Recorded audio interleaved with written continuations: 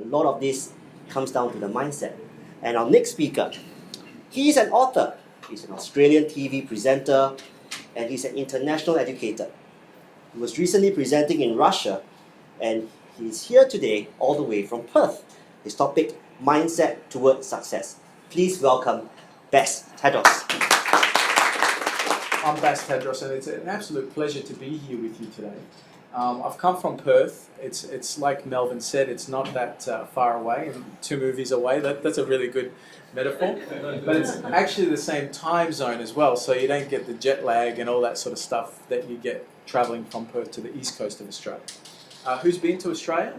By show of hands. There's a few people. Well, when you do come across, we'll welcome you very much. There's actually a lot of Singaporean and Malaysian presence in Perth because a lot of people send their children there for university and for studies.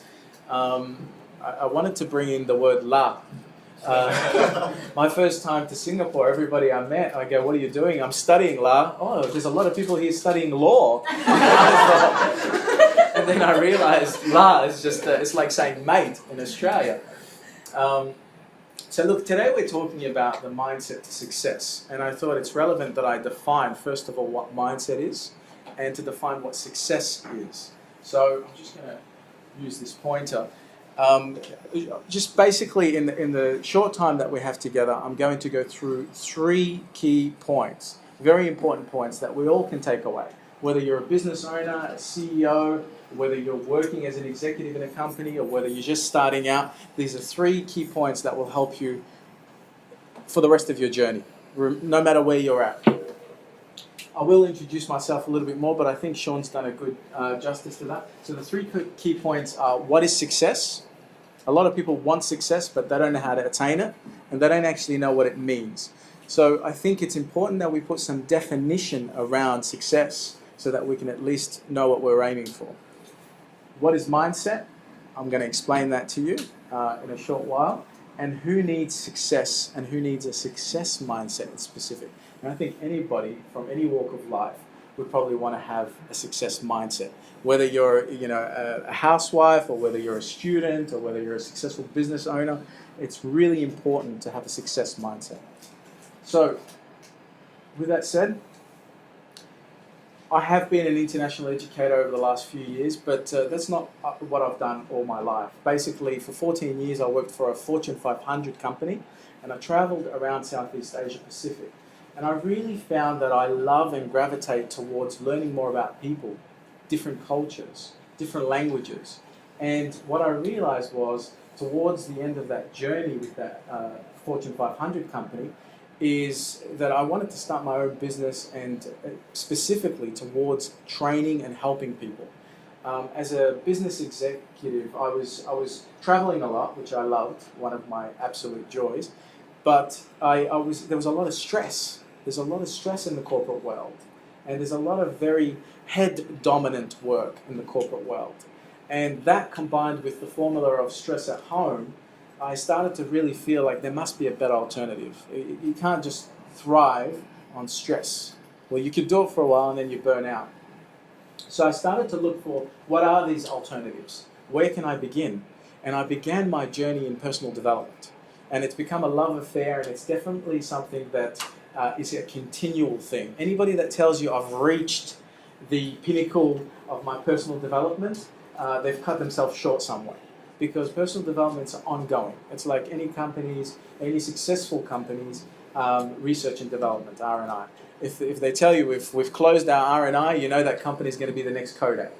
You know, Kodak was one of the most successful companies in the world, and they missed the technology chain, and now where is Kodak? You know, all of a sudden they stuck with what they knew best, which is the film cameras, and digital camera overtook, and they were actually at the front of the digital camera era, but they just didn't bank on it, and they didn't keep their R&I, and they fell behind, and now they no longer exist. They're like dinosaurs. So it's really important to understand that your mindset can make or break you. It can absolutely make your career and make your business, or it can break you. I work with a lot of clients that are CEOs and directors of their companies, and quite often the thing that is capping their company's growth is their own personal growth. The moment that they can expand their own personal growth, they can expand their company growth. The two are directly correlated. Even the numbers fortune teller could tell you that, right? So I've traveled around the world. I've done talks in the US. I've recently come back from Russia. Sally, can you please play the video? So the message that I'm sharing with people is a lot of people are saying, I can't grow my business or I can't grow what I want to grow because there's an economic crisis.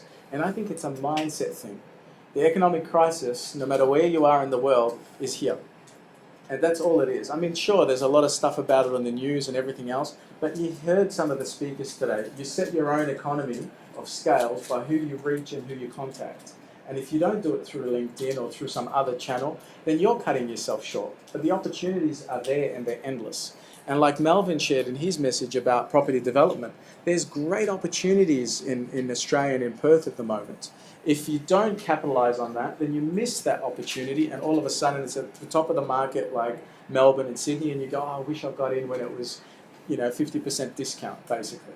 And so everything's an opportunity. Even in 2008, when the property market collapsed in the US, this was an opportunity for investors to buy more property. Yes, sure, a lot of people got burnt in that, but they were perhaps not having the right mindset towards capitalizing on growth, if that makes sense. So you can have a victim mentality or you can have a different mentality. Does that make sense? So mindset is really everything. To understand that in the context of success, what is success? What is success to each and every one of you? You've got to really think about that, because if you don't know what success looks like in your life, then how are you ever going to achieve it? It's like having a target and you're blindfolded and you're shooting blindfolded towards a target. You'll never really connect with it. And even if you connect with the target, you may not connect with the bullseye. So you've got to understand what success means to you. Is it the big house? Is it that dream home? Is it a dream car? Is it having lots of money? For different people, it's different things. And I'm going to explain to you something really important about this in a second. Whether it's the car, the house, the money, relationships, that's fine. These things are all great. But you've got to know what it is and in what order to you that makes more sense. For me, it's family. I've got a beautiful wife and I've got an amazing 3-year-old son, and they're the top of my values. They're the top of the reason why I do everything that I do. And so that's my number one. My second is travel, but travel on purpose. When I was young, I just wanted to travel everywhere. Now I travel on purpose. I've got to be actually speaking. I've got to be making some sort of investment. I've got to be connecting with someone, and that to me makes my second value. My third value is about having a business that sustains that. So, it sustains me having time with my family, spending time with my number one. It sustains me traveling on purpose, and then I can do business there. The next one for me is teaching and learning. If you're not continually learning, then you're missing out. And to teach, you've got to learn. So they go hand in hand for me. It's teaching and learning and teaching. So that really sustains it for me. And sometimes my number 3 and number 4 alternate. So the business and the learning and teaching can alternate for me. It depends on which part of my life I'm in and whereabouts I am in the world. And then my 5th is money. So money is not my first. If I had all the money in the world and I didn't have my family, I don't think I'd be happy. I've been away from my family for about 7 days now, and I've already started yesterday feeling the emotions, calling my wife and having the tears in my eyes, saying I miss you and I love you and all that sort of stuff. So for me, it's really important that family is first. Everybody has different values and everybody has a different order. There's no right or wrong. But I'll tell you now that what is a challenge, maybe not right or wrong, but it's a challenge, is to live your life according to other people's values. Because if you live your life and you don't know your own values, and you live according to other people's values, you'll always feel like there's a target out there and that you're not achieving or you're not hitting that target at all.